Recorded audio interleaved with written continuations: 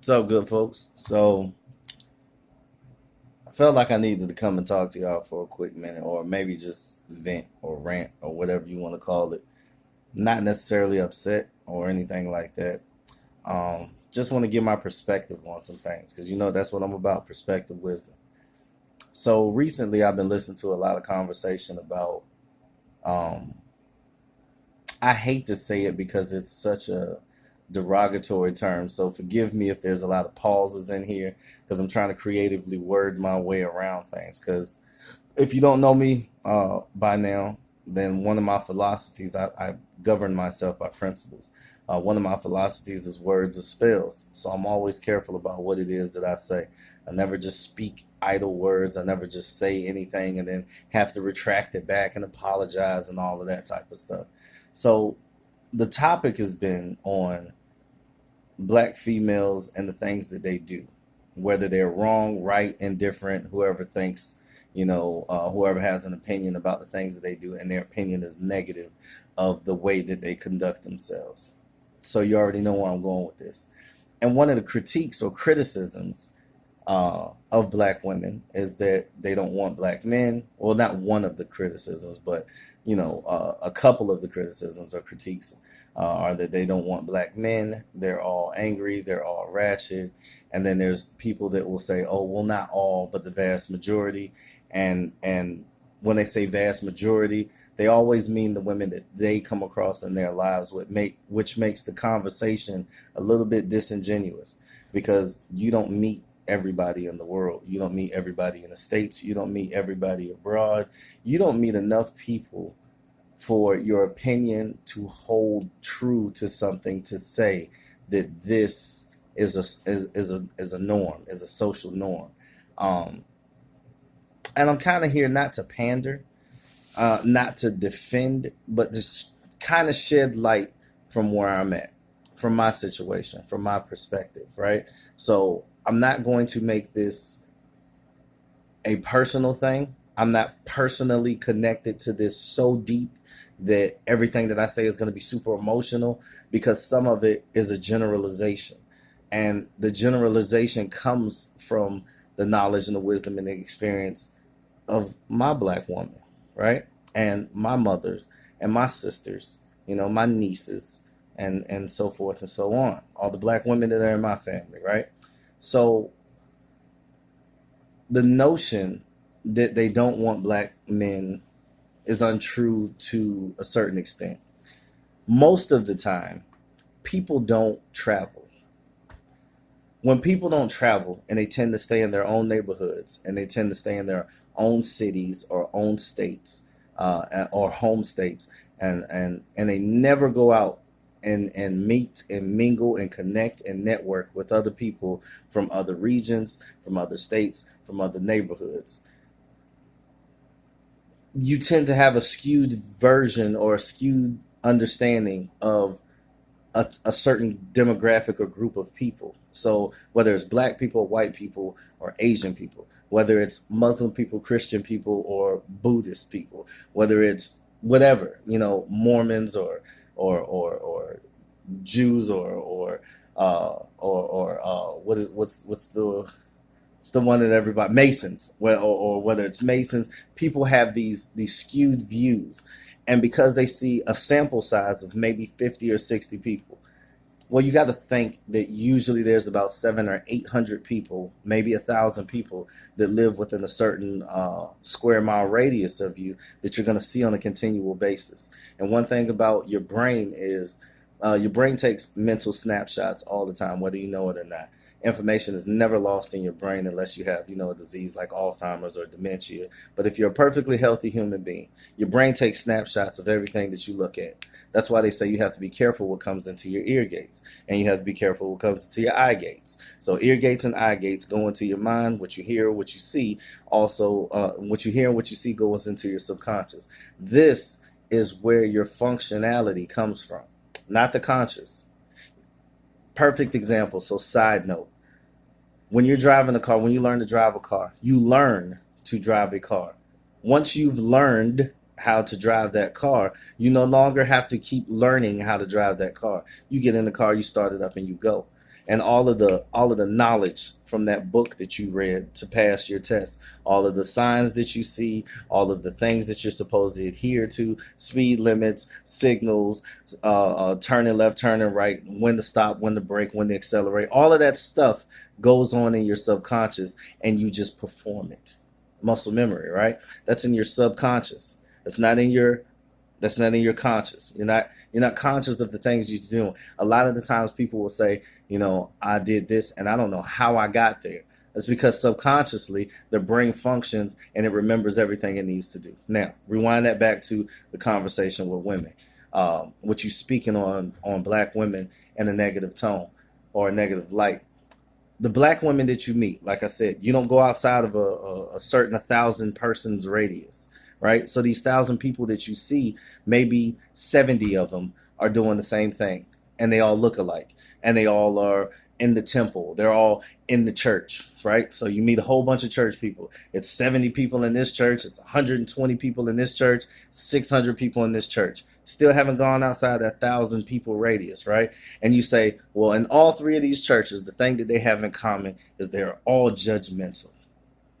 But you never apply that to anybody outside of that three churches. You never apply that to the people who are in the mosque. You don't apply that to the people who are over there in the Kingdom Hall. You don't apply that to the people who are down there doing meditation and spiritual things. All of them are judgmental. But you're only focusing on the three places where you associate something with. This is called propaganda. Propaganda has influenced your thought process to see something and pick that thing out and focus on that thing. And because it's in your subconscious, you're going to do it automatically when you're taking these snapshots of folks, right? So and when I say right, you don't have to agree with me. I'm saying right for me because I agree with me. So it doesn't matter if you agree with me or not. You can kind of look at it and see it in your everyday life. So when you're making these snap judgments, you're going to automatically have behaviors towards towards these people. And sometimes you bring it out of them. You want to know why? Because you yourself are judgmental. So you're projecting onto them, and they respond accordingly. They respond accordingly because you know what it does, what ticks them off to make them judgmental. These three churches of these people, almost 1,000 people, and you know what every one of them does. You know the thing that pisses them off, that pisses every one of them off. Boom. Now you have a understanding. So you think you have an understanding of judgment in the church. But that wasn't your original thought. Because if you went to the church and you seen good things in the church, then your judgment of church would be good for those three churches. And you would take that same thing and say that the Catholics are judgmental. The people who do meditation and spiritual stuff are judgmental. Those ideas aren't yours. Those thoughts aren't yours. The experience comes from you. You shape your experiences. Now, I'm going to stop talking with my hands so much because I know it's getting distracting. You shape your experiences. Every person you come into contact with, depending on how you talk to them, depending on what your body language says, depending on how you interact with them, your voice inflections and all of that, will get a reaction out of them, good or bad. And if you keep doing that to people who have similar character traits, you're going to keep getting this same reaction. Therefore, ingraining in you that these people act like this. Now, why am I telling you all of this outside of that? I don't want to continue to reference black women. Because if I do, then you're going to associate certain things with black women in spite of what I'm saying to you.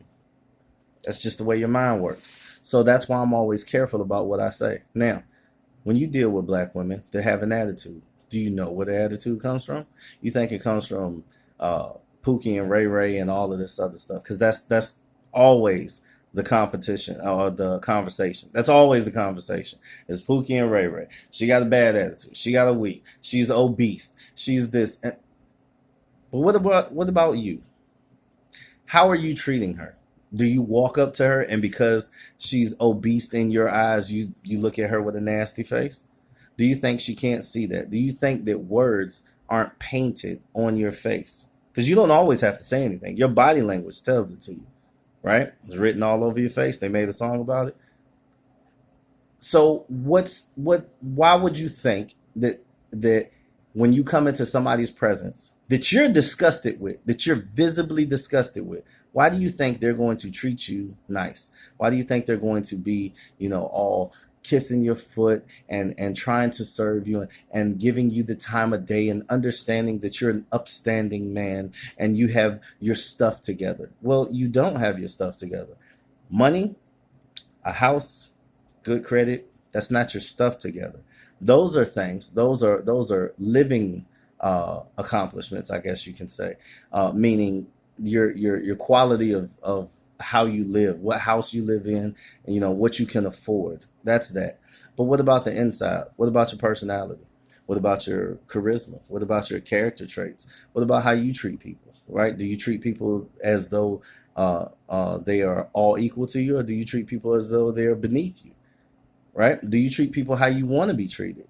Are you talking to this woman like she's a human being? Are you talking to her like she is a disgusting animal? And if she is a disgusting animal to you, what do you think you're going to get in return?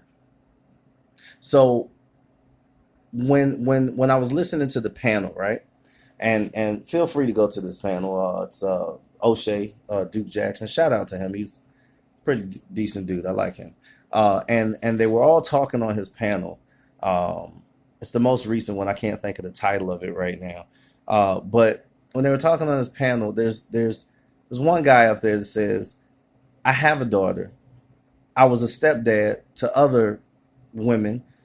I have, a wife, and I'm not putting a product out there. If that's how you want to term it. I wouldn't term it like that, but that's how you want to term it. I'm not putting a product out there that's ratchet. I'm not putting a product out there that's this mean, angry black woman.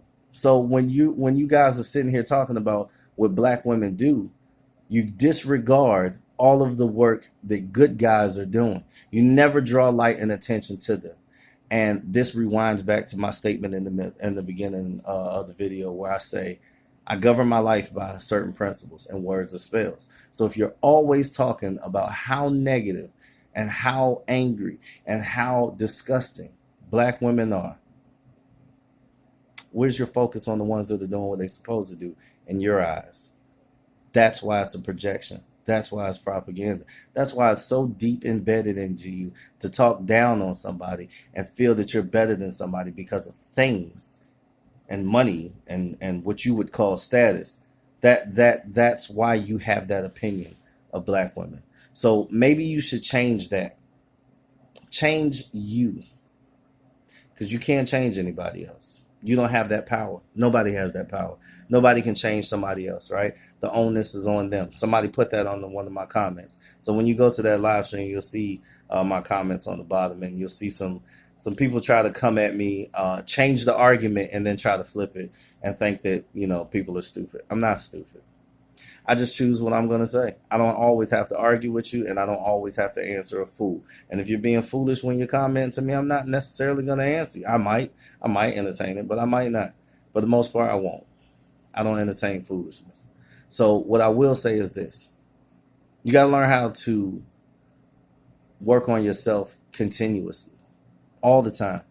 And in you working on yourself, your projection of yourself will be on other people, and you'll gravitate towards other people. Opposites don't attract.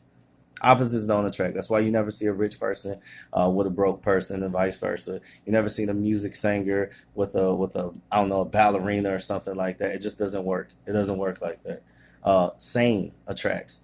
When people are like, opposites attract, look at magnets, North and the South Pole. But they're both magnets. They both have a negative and a positive. So is your positive going to balance out that person's negative in order for y'all to come together? Or are you just going to be a standalone magnet, never magnetize into anything, because you're always matching negatives with people? This is where arguments come from. So Anyways, I'm gonna go ahead and get out of here because it's almost, well, it's at 15 minutes. Just wanted to come and get my thoughts off like that. Probably be doing something on my Perspective Wisdom page. So if you want to slide on Facebook to my Perspective Wisdom page, it's called just that, Perspective Wisdom. It's a little green icon that has a P in the middle. So you can come slide there. You know, you can drop a comment, like whatever. You can just watch it, just to listen for some Perspective Wisdom. I don't require anything out of you. I don't care what it is that you do. It doesn't matter. Doesn't matter. It doesn't affect me one way or another. I'm still gonna get my wisdom and my knowledge, and I'm gonna pass it on. This is really truthfully for my kids, so that when I'm gone, you know, they have something to reference in real time. But anyways, y'all have a good day, man.